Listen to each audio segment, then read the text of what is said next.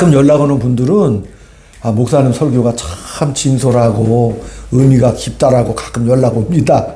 그리고 2번이나 3번 이렇게 듣는다고 그러셔요. 왜냐하면 설교가 또 목사님이 쉬운 것 같은데 또 쉽지도 않은 것 같아요. 그러면서 정말 감사하다라고 이렇게 이제 옛날 성도님들이나 혹시라도 몇 분이지만 들으시는 분들이 그런 연락을 이렇게 하시고 계셔요. 그래서 압박했는데 꼭 녹음을 하고 또 유튜브에 올리도록 하겠습니다. 이제 우리가 이 사사기의 역사를 알면서 왕이 있으면 더 나을까? 그런 질문을 합니다. 왜냐하면 우리는 알고 있듯이 이 사사기 성경이 지난 다음에 이제는 룻기가 다가오죠. 룻기를 통하여 다윗 왕을 예비해 주시는 하나님의 은혜를 경험하게 될 것이고, 그 다음에 이제 열왕기 상하가 펼쳐지죠. 40명의 이스라엘의 왕들이 등장하는데, 그러나 결국은 그 세운 왕들조차도 사사기 시대보다 더 나을 것도 없고, 역사는 천년을 이어가겠지만, 그러나 결국은 망하지요. 멸망을 당하게 됩니다. 그러니까 우리는 이 성경의 역사를 신약의 백성들이니까 알고 있잖아요. 이 구약의 역사를 이미 다 알고 있어요. 또한 우리는 예수님 부활승천하신 이후 2000년 동안 이 교회의 처절한 역사를 다 알고 있죠. 그렇기 때문에 우리는 이 말씀을 보면서 왕이 없어서 그랬다고? 그거 거짓말이잖아. 왜 이렇게 쉽게 이해할 수가 있습니다. 그건 다 변명일 수밖에 없다는 것을 알 수가 있어요. 왕이 있으면 뭐가 좋을까요? 왕이 있으면 정치적으로, 행정적으로, 경제적으로, 군사적으로 안정감 있을 수 있겠죠. 힘이라는 것이 부족 단위에서 국가 단위로 발전하면서 강력해지겠죠. 그러니까 이 왕이 있다는 것은 힘이 크다는 것을 의미하지요.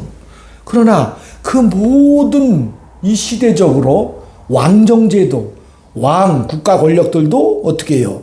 실패한다는 것을 우리가 알 수가 있습니다. 예수님 당시에도 로마가 1000년, 2000년 지배할 것 같지만 313년 기독교 공인하고 그 이후에 멸망하게 되죠. 서로마 동로와로 분열되고 이 땅에 수없이 많은 왕조들의 흥망성쇠가 다 펼쳐지게 되는 것이죠. 열왕기 내내 40명의 왕들이 등장했는데 이 왕들을 보면 두 가지로 나눠지잖아요. 하나님은 왕이 되어가지고 하나님 보시기에 정직하고 충성되게 행했더라. 또 이런 왕들이 있어요. 한 2-3명에 불과하죠. 또 나머지는 하나님 보시기에 악을 행하였고 우상을 섬겨서 하나님의 진노와 분노를 격발시켰더라. 이렇게 두 종류로 나눠집니다. 왕들도. 그러니까 우리가 하나님께 순종하느냐 또 하나님 명령에 불순종하느냐 이 개념 속에서 이 두 가지만 자꾸 생각하다 보니까 성경을 자꾸 좀 편협하게 이해하는 경우가 많이가 있습니다. 왜 우리는 순종하냐 불순종하냐 이렇게 생각하면 저와 여러분 원래 유교적 바탕이 좀 강하잖아요. 그러니까 야 순종과 불순종 성경을 보면서 순종해야지 이렇게 자꾸만 이분법적으로 생각하는 경향이 많아요. 그러니까 성경에서 도대체 무엇을 의미하는지를 먼저 살펴보고자 하는데 성경에는 최초의 왕이 이제 사울왕이 등장을 합니다. 사울왕이 사무엘상 15장 17절에 사울왕이 백성들의 소원을 통해서 왕으로 세워주긴 하셔요. 그런데 하나님께서 아멜렉을 전멸시켜라. 그러니까 왕이 정말 군사를 끌고 나가서 아멜렉을 점령을 했어요. 근데 하나님은 진멸시키라고 했거든. 그러니까 사울왕이 볼 때 백성들 앞에서도 떳떳하게 정말 다 죽일 게 뭐 있어. 저렇게 살찐 소와 양을 가져다가 백성들하고 같이 하나님께 제사를 드리면 하나님이 얼마나 기뻐하실까. 그래가지고 진멸하라는 말씀을 순종 안 하고 전리품을 다 챙겨와요. 그래서 하나님 앞에 그 양들을 잡아서 제사를 드리려고 하니까 사무엘 선지자가 와가지고 뭐라 그랬어요? 이 사람아 순종이 제사보다 낫지 않냐. 하나님 말씀에 순종하는 것이 더 낫지 않느냐. 그러니까 순종을 하는데 어디다 순종하느냐가 중요한 거죠. 어디다 순종하느냐. 하나님은 하나님만이 가지시는 고유한 가치와 주권 역사가 있으세요. 왜? 창조주니까 아멘. 그러니까 세워지는 모든 왕들은 하나님의 은혜와 사랑을 전하는 통로가 돼야 됩니다. 아멘. 자기가 주인공이 되면 안 되는 거예요. 그게 왕직이라니까요. 왕을 세웠다는 것은, 하나님이 왕을 허락했다는 것은 그 왕이 주체가 아니야. 근데 이 세운 왕들이 변심을 일으키죠. 어떻게? 백성들의 인기를 얻으려고 그래. 요즘 말로 하면 지지율만 자꾸 높이려고 한다 그 말이지요. 그러다 보니까 하나님 명령과 하나님 말씀에 대해서는 어떻게 비중을 좀 덜 주게 되는 거예요. 물론 사울왕도 제사를 드리려고 하는 것도 맞아요. 그렇지만 방법이 틀린 거죠. 맞잖아요. 하나님은 그 제사를 안 받으신다니까. 그러니까 나중에 이 사울왕이 나단 선지자를 붙잡고, 아니 그래도 제사를 드리는 게 뭐가 나쁩니다. 막 선지자 바치가라기를 붙잡으니까 선지자가 냉정하게 뿌리치잖아요. 하나님이 그건 안 받으신다니까. 그러니까 왕들을 세워놓으면 이 왕들이 교만해져 가지고 그것을 자기 권력으로 오해를 한다니까. 근데 하나님은 뭐예요? 너를 왕으로 세운 것은 하나님만이 필요를 채우시는 분이라는 것을 이해시키려고 세운 것뿐이다. 하나님만이 너에게 힘도 주고 능력도 줄 수 있다는 것을 대표로 세워서 주시는 것이다. 아멘. 그러니까 하나님만이 창조주, 하나님만이 공급자, 하나님만이 그 모든 사건을 결정하실 수 있다는 것을 알으라고 왕을 세워주신 거거든요. 아멘. 그러니까 그가 왕이 잘하고 잘못한 거는 성경에서 보면은 그게 중요한 게 그건 두 번째 얘기예요. 잘했다고 잘난 척하던 히스기야도 나중에 곡한 자랑하다가 멸망으로 가버리잖아요. 그러니까 이 왕들을 통해서도 뭘 가르치는 거예요? 하나님으로부터 오는 생명과 가치와 승리와 영광과 통로 역할을 잘 해라. 하나님의 통로 역할을 못하면 못해요. 왕도 망하고 나라도 멸망시킨다. 그게 하나님의 뜻이라니까요. 아멘. 그러니까 이 한 왕의 운명이 이스라엘의 운명을 결정지어버리죠. 이걸 성경에서는 말씀하시는 거예요. 이스라엘은 세 가지 직분자, 하나님이 임명하는 기름 부음 받은 직분자 셋이 있어요. 왕직, 하나님의 영광의 통로가 되라는 뜻이요. 제사장직도, 하나님 앞에 제사를 진행하는 제사장. 그 다음에 선지자들도 하나님께서 보내서 세우시잖아요. 그러니까 그 왕, 제사장, 선지자 이 직분들은 그 스스로가 권위가 있는 것이 아니고, 하나님께서 그 권위를 주셔가지고 하나님의 뜻을 전하는 통로로 삼으신 거죠. 잘 이해를 하셔야 돼요. 왜? 선지자들도 거의 다 죽어갔죠? 은혜스럽게 영광스럽게 막 하나님의 말씀을 잘 전했지만 그 말로는 다 그냥 뭐 이사야는 톱으로 껴 죽고 에레미야 눈물 흘리다가 죽고 선지자들의 말로가 아주 비참했다니까요. 그러니까 그 스스로의 권위가 아니라 하나님의 은혜를 나누는 데 쓰임받는다는 것, 하나님이 주권자 되시고 주체자 되신다는 사실을 우리는 이해를 먼저 해야 합니다. 그러니까 하나님으로부터만 모든 영광과 은혜가 쏟아지는 겁니다. 그것을 잘 이해하면 어느 1907년도 그때쯤 한양에는 전기가 들어왔어요. 시골에는 아직 전기가 없었던 때예요. 그러니까 어느 시골에서 한양에 갔다가 전등이 너무 신기하잖아. 불이 들어와가지고. 그래서 밤에 몰래 주인 모르게 야 내가 시골 가서 우리 동네 사람들한테 자랑해야지. 그래가지고 전등을요. 저 옛날에 전등 하나 있는 거 있잖아. 그거를 딱 뜯어가지고 품에 쫙 챙겨가지고 어디로 갔어요? 시골에 가서 동네 사람들 다 모아놓고 이제 밤이 되기를 기다린 거야. 그래서 야 이제 밤 되면 이 불이 켜질 거니까 얼마나 저 사람들이 놀랄 거야. 그래가지고 사람들을 다 모아가지고 밤이 딱 됐어요. 그래서 이 사람이 다 꺼내가지고 벽에다가 딱 붙였어. 이제 불이 들어와야 되는데 안 들어와. 우린 다 알고 있죠? 안 들어오는 거야. 안 들어오는 거야. 사울은 뭘 잘못한 거예요? 전력 공급이 하나님으로부터 온다는 사실을 몰랐던 거죠? 그 차이라니까. 그 차이. 다윗도 사실은 그런 왕이었어요. 사실은 다윗이요 정말 이제 사울 왕의 뒤를 이어서 왕이 되잖아요. 그래서 이 이스라엘에서 최고로 우리나라 광개토 대왕처럼 최고로 영토를 확장한 왕이 다윗 왕이에요. 그러니까 막 이 왕이 막 승승장구하고 주변 나라를 막 점령 정복하니까 대단했죠. 그러니까 이 왕이 참 이 너무 막 감사하고 고마워. 이세의 막내 아들로 태어나 보잘것 없었는데 어쩌다 골리앗 때려 죽이고 또 많은 피난사리를 통해서 연단을 받았고 또 하나님이 왕으로 세워주셔가지고 이렇게 영광스러운 날들을 맞이하니까 얼마나 기뻤겠어요. 그래가지고 이제 건방을 떨기 시작하죠. 하나님, 이 은혜가 너무 고맙고 감사하니 제가 왕궁을 지어 드리겠습니다라고 막 그 말은 맞아. 근데 다윗이 놓친 게 뭐예요? 그 하나님께서 다윗에게 직접 말씀하시는 거예요.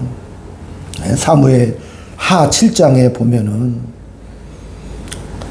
네가 나를 위하여 뭐 하는 거 아니다 이놈아. 너 지금 나를 위해서 뭐 집 지어준다고 그랬는데 이 모든 은혜와 좋은 일은 누가 한다? 하나님만이 하시는 겁니다.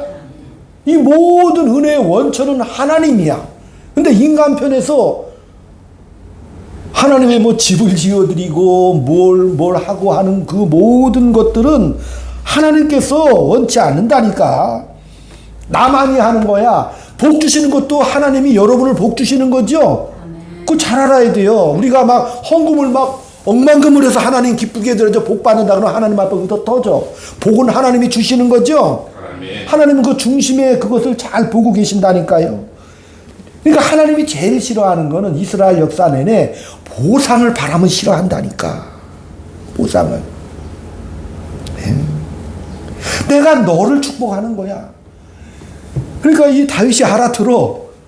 그리고 나서 밧세바 여인하고 간음하고 살인하죠. 그러니까 이게 인간의 연약함이야. 그러니까 좋은 일은 누가 하는 거죠? 하나님이 하시는 것이고 베푸는 것도 하나님이시고 나라와 역사와 개인의 운명을 주장하시는 분도 하나님이십니다. 그러면서 그 다윗에게 뭐라고 말씀하신 거예요? 야, 참 네가 마음에 좋은 마음을 가졌구나. 내 씨로 말미암아 영원토록 왕위를 이어가게 할 거다. 누구를 예표하신 거죠?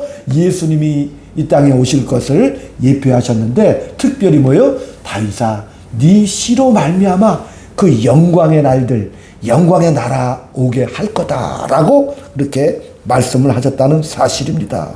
그러니까 하나님은 이 왕권, 사실 하나님께서 이 우주의 대왕이시죠? 하나님만이 왕권을 가지고 계신 분이시잖아요. 우주의 왕이시잖아요. 그러니까 그 모든 영광을 어떻게 해요? 내가 할 거다라고 말씀하시는 거예요. 그러니까 우리가 늘 맨날 입술로 고백하잖아요. 하나님의 주권이라고 늘 말하잖아. 그게 그 뜻이거든요. 그러니까 자유주의나 인본주의가 그것도 좋은 신학이라고 할 수 있지, 인간 편에서는. 그러나 그것이 듣기에 좋고 합리적이고 이성적이고 같지만 그러나 인간 편에서 하는 거잖아요. 그러니까 하나님이 그걸 싫어하시는 거예요. 또 감리교나 이런 데는 알미니아주의가 강해요. 인간 편의 노력과 인간 편의 어떤 성실과 이런 것들이 강하게 내포되지만 그러나 성경의 하나님은 뭐예요? 하나님이 다 주시는 걸로 우리가 믿고 이해를 해야 됩니다. 그래야 우리가 신앙생활을 올바로 할 수 있어요. 내가 너를 위하여 할 거야. 그러니까 이 모든 역사와 존재와 가치의 주인공은 하나님이라는 사실이지요. 그러니까 하나님이 모든 주권과 영광과 모든 가치의 주인공이다를 뭘로 이렇게 좀 설명을 해야 되는데 알아들어야지 인간들이. 그래서 이 긴 역사 창세기부터 성경을 주신 거죠. 내가 이제 그것을 설명할 거다. 그래서 창조를 하셨잖아요. 또 인간이 선악과를 따먹고 배신을 때리지요. 그래서 하나님께서 그냥 내둘 수 없으니까 아브라함 믿음의 조상으로 삼으셔서 믿음의 계보를 이어가게 하시고 또 국가적으로 발전시켜서 이스라엘을 택하시고 또 이스라엘을 구별시켜 주시려고 율법도 주시잖아요. 율법을 줬는데 이 백성들이 그 받은 율법으로 영광스럽게 거룩하게 구별된 삶을 살아가야 되는데 그렇게 하지 못하고 왕이 없으므로 자기 옳은 소견대로 했더라라고 계속 그렇게 타락의 삶을 살아갑니다. 그러니까 하나님께서 내가 역사의 주인이고 내가 창조주고 내가 공급자라는 사실, 나만이 가치가 있다는 것을 말씀하시기 위해서 다윗도 필요하죠. 그렇잖아요. 사울도 필요한 거예요. 설명하는 부교재, 교보제라고 그러잖아요. 또 40명의 왕들의 역사도 그렇게 자세하게 나열하는 이유도 그것을 설명하시려고 하시는 드라마틱한 사실이죠. 그래서 하나님께서 이 긴 역사를 오직 하나님의 성실과 능력과 오래 참으심과 그 하나님의 의지, 하나님의 성실함을 가지고 끝까지 이렇게 인도해 주시잖아요. 멸망하듯 하다가 누가 오시죠?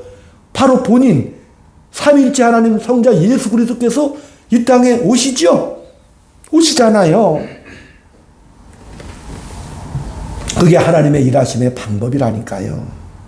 그래서 오셔서 우리가 죄인일 때, 그렇게 타락한 인류가 하나님을 찾지도 않고 하나님을 알지도 못할 그 죄인일 때 이 땅에 오셨잖아요. 그래서 십자가에 달려 돌아가셨죠. 그리고 그 죄인들을 위하여 십자가에 달려 죽으신 이후 또 부활하셨습니다. 왜 부활하셨어요? 죄인들을 의롭다 하기 위해서 부활하셨다니까. 죄인으로 죽으면 예수님도 죄인으로 죽은 것밖에 안 되잖아요. 살아나셔야 우리에게 뭘 줘요? 영원한 생명과 영광과 의롭다함을 주실 수 있죠. 그러니까 하나님께서 우리가 사실 예수님을 못 박은 거잖아요. 근데 못 박은 예수가 다시 살아나셔서 우리를 위해서 부활 승천하신 겁니다. 그러니까 성경은 뭐라 그래요? 아니, 죄인 되었을 때 너희들을 위하여 돌아가신 예수가 이제 우리가 그 은혜로 말미암아 하나님을 알게 됐잖아요. 그러면 이제 알고 믿으면 더 복 주시겠죠? 이게 놀라운 일이라니까. 아니, 죄인 되었을 때도 아버지께서 그렇게 버리지 아니하시고 사랑하신 그 하나님께서 예수를 믿은 다음부터는 뭐예요? 더 큰 영광, 창조주가 공급자, 은혜자, 이렇게 하나님께서 아예 그냥 모든 것이 협력하여 선을 이루어주시는 복된 은혜와 역사를 주실까요? 안 주실까요? 주시는 거죠. 그러니까 이것을 뭐라 그래요? 믿음이라고 하는 겁니다. 이게 믿음이지요. 그러니까 요한복음 11장 25절에서 26절에도 나는 부활이요 생명이니 이렇게 말씀을 하셨어요. 네.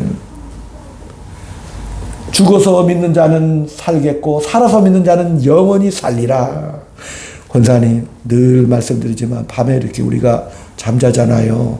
성경은 죽음을 잠자는 걸로 표현했죠. 성도들의 죽음은 잠자는 거라고 그랬어. 왜? 다시 사니까. 그죠? 그러니까 딱 죽었다가 우리 권사님들 99세까지 영육간에 건강하게 사시다가 눈 떠보니까 예수님 앞이면 너무 행복한 거죠? 그게 우리의 실체라니까. 놀랍지 않아요? 나는 부활이요 생명이니. 근데 이 부활이요 생명이니 요한복음 11장 25, 26절 말씀은 죽은 나사로를 살릴 때 하신 말씀이거든. 나사로가 죽었어요. 예수님 따라다니던 나사로가.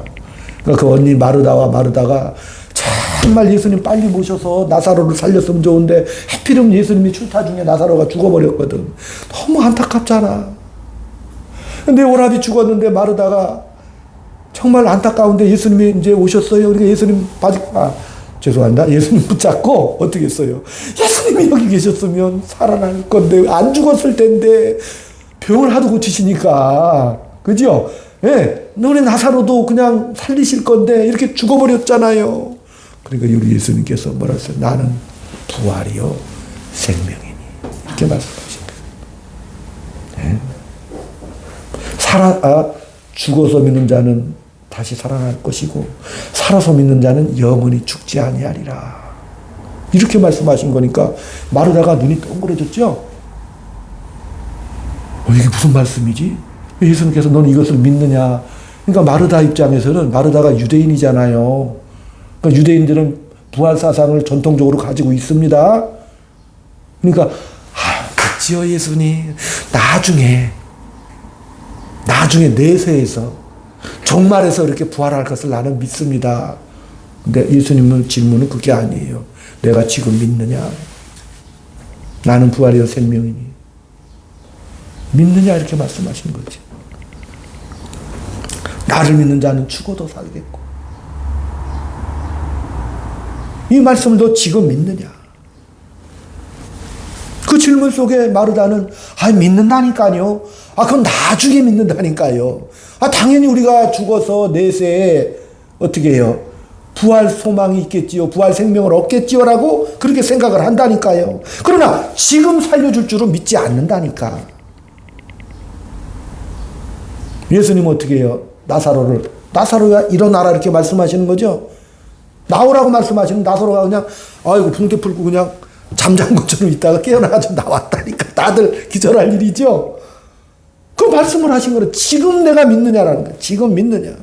우리는요 기독교의 부활신앙을 가지고 최종 심판 내세에 다 이루어지기 때문에 여기서 그런 일들이 일어날 거라고는 전혀 생각을 안 하고, 아니면 아이고 그냥 내가 신앙생활하면서 예수 믿고 나서 그냥 빨리 갔으면 좋겠어요. 나도 옛날에 그냥 우리 교회에서 부흥회할 때 그 어린 나이에 막 부흥 강사님이 예수 부활 천국 얘기하니까 막 하늘에 막 오색 빛깔 막처럼 막 너무 흥분되고 감사하고 영광스러워. 아 이대로 죽었으면 좋겠다. 권사님들도 그랬잖아요 옛날에. 은혜 받고 나면은 나가기 싫죠. 미국에서도 그랬다 그래요. 미국에서 막 17, 18세기 막 초자연적인 부흥의 역사가 미국에서 일어났거든. 그러니까 막 성도들의 소원이 뭐야? 야, 부흥에 참석했다가 나가서 한 방에 죽는 거야. 그날 은혜 가운데 하나님 나라 영광 들려가면 얼마나 감사하고 기쁜가라고 했는데, 그러나 오늘 우리 예수님 뭐래? 지금 내가 믿느냐? 지금 믿느냐? 네. 우리 주 예수 그리스도로 말미암아 승리를 주는 하나님께 감사하노니 그러므로 견실하여 흔들리지 말라. 견실하여 흔들리지 말라. 네. 몸은 죽고 없어져 새 몸을 받습니다. 이 썩을 몸을 어떻게 해요? 정말 새 몸, 부활의 새 몸을 주습니다. 그러나 지금 우리가 하는 수고와 애씀은 어떻게 돼요? 이거는 어떻게 되냐? 아니, 육체는 새 몸을 입어요. 그러나 우리가 수고와 애쓰는 뭐예요? 영원토록 연결이 되겠지요? 몸은 불연속성이잖아요. 이 육신 약한 거는 사라지고, 시간이 없으니 고린도서 15장을 찾아서 읽어보시면 부활장입니다. 거기에 보면 뭐예요? 이 육신의 몸은 어떻게 해요? 새 몸을 입어요. 그러나 우리의 수고와 애씀은 영원히 썩어지지 아니할 그것들은 다 영원히 기억이 됩니다. 그것을 우리가 알아야 돼요. 그러니까 이 사실을 안다면 이 영광의 차이가 다르구나. 왜 이제 우리 마당에 막 꽃이 피 올라오겠죠. 처음에 채송화 씨 심으면 채송화 씨 심으면 모르잖아요. 근데 꽃이 다 올라오면 꽃이 피죠. 놀랍지 않아요? 변화된 모습이 그렇게 변화될 것이다. 변화될 것이다. 그렇게 영광을 입을 것이다입니다. 우리가 영원한 나라에 가서 새 몸을, 부활의 몸을 입고 우리의 수고와 애씀은 뭐예요? 채송화 꽃처럼 피어나듯이. 상황은 나도 잘 몰라요. 그러나 너무나도 영광스럽고 존귀하고 거룩한 그 나라의 영광을 저와 여러분이 덧 입을 겁니다. 그러니까 사도 바울도 죽으면서까지 하나님 말씀 순종하며 갔지요. 왜? 영광의 몸을 입을 것, 썩지 아니할 면류관을 받을 것을 생각하니까 이 땅에서는요 빨리 갔으면 좋은데 왜 이렇게 빨리 안 데려가죠? 왜 안 데려가시죠? 하나님 나를 빨리 안 데려가시는 것은 더 믿음에 약한 형제들이나 안 믿는 사람들에게 이 생명의 복음을 증거하라고 주시는 영광의 시간이었구나를 이해를 한 거지요. 그러니까 소아시아 지역을 그렇게 14,000km를 돌아다니면서 죽기를 각오하고 영광의 복음을 증거하고 갇혔다는 사실입니다. 그것을 뭐예요? 부활의 삶을 산다입니다. 부활의 삶을 산다. 이 부분을 이해하면 그 영광을 바라고 즐거워하는 삶이 되기 때문에 무의미하지 않아, 이 땅의 삶이. 그죠, 박지사님? 그런 존재이기 때문에 이제 박지사님도 저도 마찬가지요. 70, 80까지 가야 되죠. 그 열심히 일하고 살아야 되죠. 그럼요. 우리가 무기력하게 뒤로 물러나 침륜에 빠질 존재들이 아니라 그 부활의 신앙을 가지고 지금 이 현장 속에서 그 영광스러운 그것을 기억하면서, 그러면 하나님께서 힘 주셔요, 안 주셔? 아멘. 힘 주시죠? 능력도 주셔요. 지금 내가 너와 함께 하리라, 역사하리라. 지금 하나님께서 어떻게 해요? 그 아들 예수 그리스도의 그 장한 사역, 십자가의 사역, 그리고 아버지 앞에 가셨죠? 하나님께서 끌어올려 주신 거잖아요. 부활시켜 주신 거죠? 예수님 지난 시간에 마지막에 내 영혼을 아버지께 의탁하나이다. 아버지께 의탁을 했잖아요. 그러니까 아버지가 그래 그러면서 사흘 만에 다시 이렇게 살려서 부활시키사 승천의 자리로 하나님 보좌 우편에 앉아 영광을 주신 거죠. 그러니까 예수님께서 이제 아버지께 순종한 그 기쁨과 감격을 가지고 아버지 지금 뭐 하시고 계시는 거예요? 저와 여러분을 위해서 뭐예요? 기도하고 계시죠?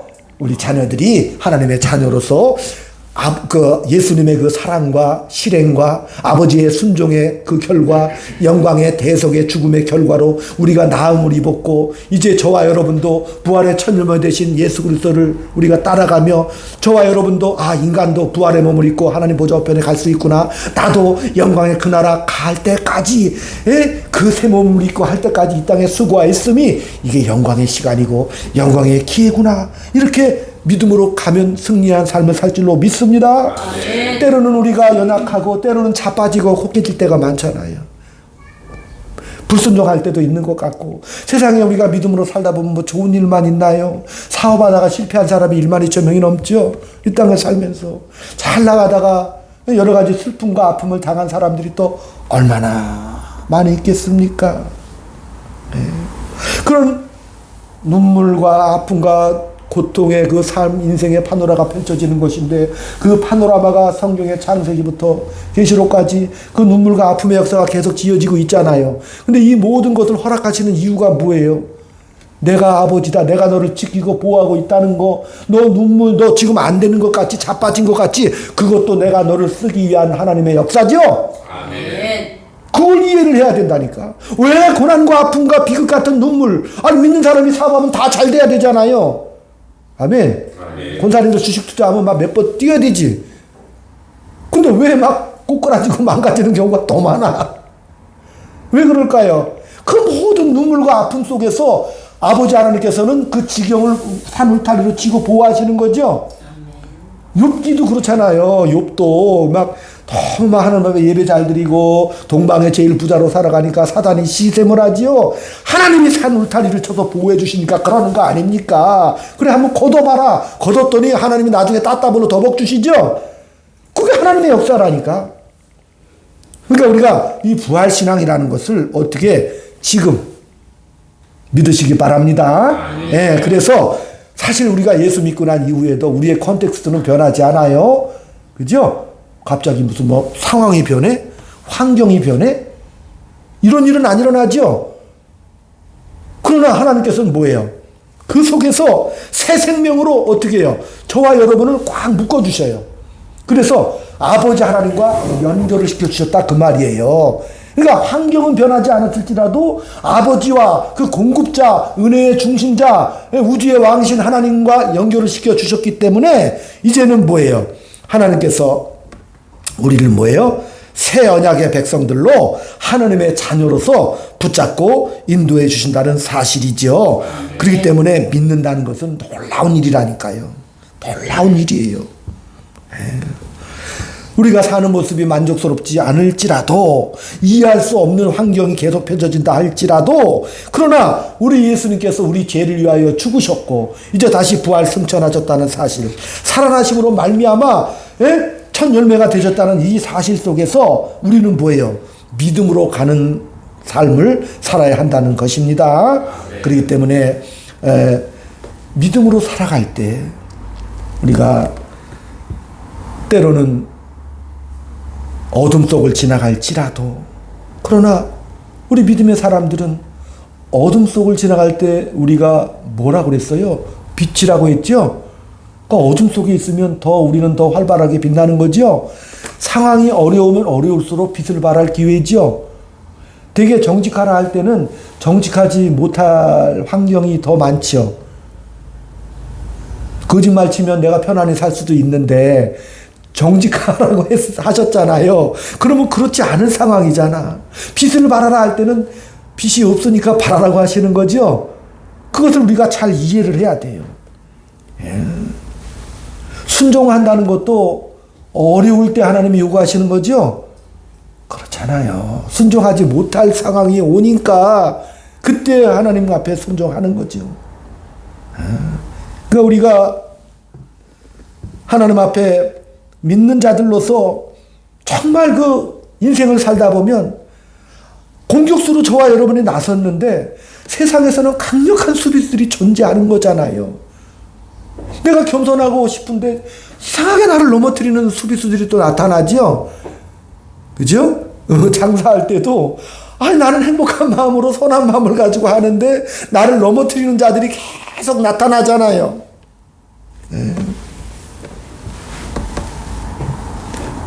어떻게 해야 돼? 그럴 때는 수비를 뚫어야지요.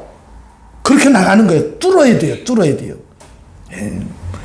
근데 수비를 뚫다 보니까 잘했을 때보다는 못하는 경우도 많이 생겨요.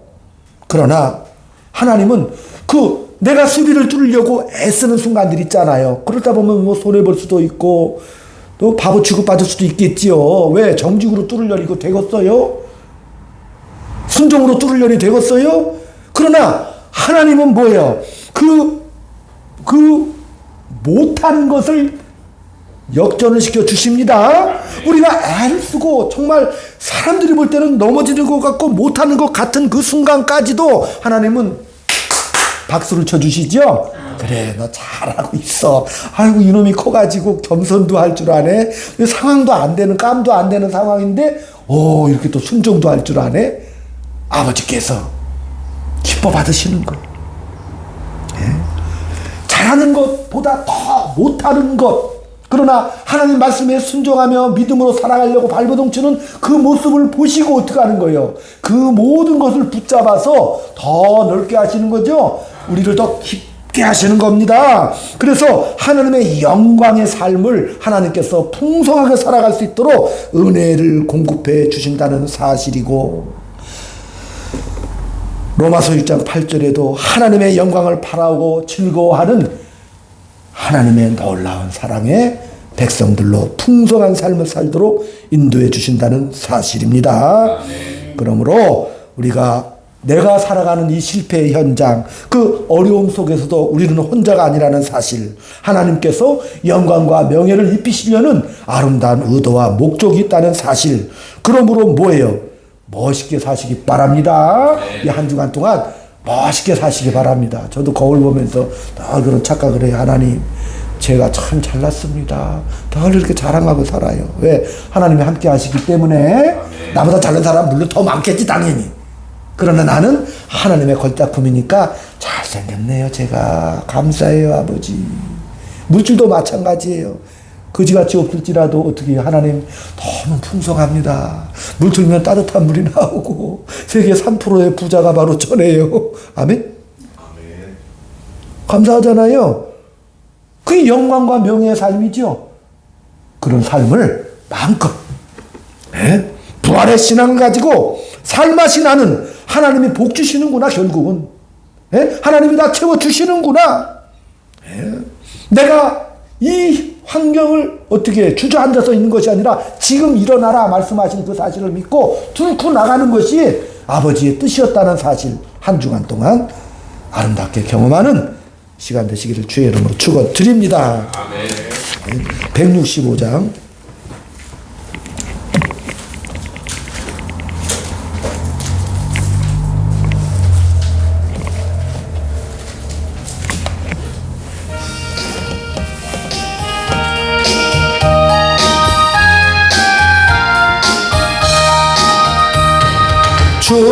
주님께 영광, 다시 사신 주, 사망 권세 모두 이기시었네. 흰옷 입은 전사 돌을 옮겼고 누우셨던 곳은 비어 있었네. 주님께 영광, 다시 사신 주, 사망 권세 모두 이기시었네. 부활의 주 나타나시 두려움과 의심, 두려움과 의심 물리치셨네. 주의 교회 기뻐 찬양하리라. 다시 사신 주님 죽음 이겼네. 주님께 영광, 주님께 영광. 다시 사신 주 사망 권세 모두 이기시었네. 생명의 임금 동방의 주님 없는 삶은, 주님 없는 삶은 헛될 뿐이라. 주의 사랑으로 세상 이기고 요단 건너 본향 가게 하소서. 주님께 영광, 다시 사신 주 사망 권세 모두 이기시었네. 아멘. 잠깐 광고 말씀은 이번 토요일 날이죠.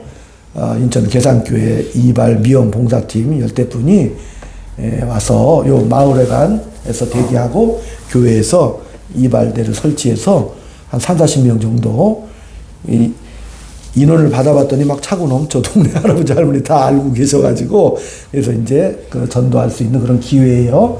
그러니까 우리 성도들은 다른 건 몰라도 9시 반에서 10시에 도착을 하잖아요. 그러니까 9시 반에 오시는 분들 환영을 해주세요. 멀리서 오시니까. 그래서 시간 되시면 점심 같이 드실 때까지 있어 주시면 좋고, 그 이후로는 좀 자유스럽게 하시면 돼요. 권사님도 바쁘시고 한데, 어찌됐든 다른 건 몰라도 오실 때 짐도 좀 뭐 나름대로 받아주고, 그죠? 함께 해줬으면 좋겠어요. 꼭 그것만 좀 기억했으면 좋겠고, 나머지 식사나 봉사는 다 그분들이 알아서 하시니까 그렇게 아시면 좋겠습니다. 축도하겠습니다. 지금은 우리 구주 예수 그리스도의 은혜와 하나님 아버지의 극진하신 사랑하심과 성령님의 감화 감동, 교통력사 위로 충만하심이 오늘 지금 부활의 신앙을 회복하여 주님과 동행하는 복되고 영광스러운 삶을 소망하는 사랑하는 주의 자녀들 머리 위에, 저들에 속한 가정과 직장과 이 교회 위에 지금부터 영원토록 함께 있을지어다. 아멘. 아멘. 아버지.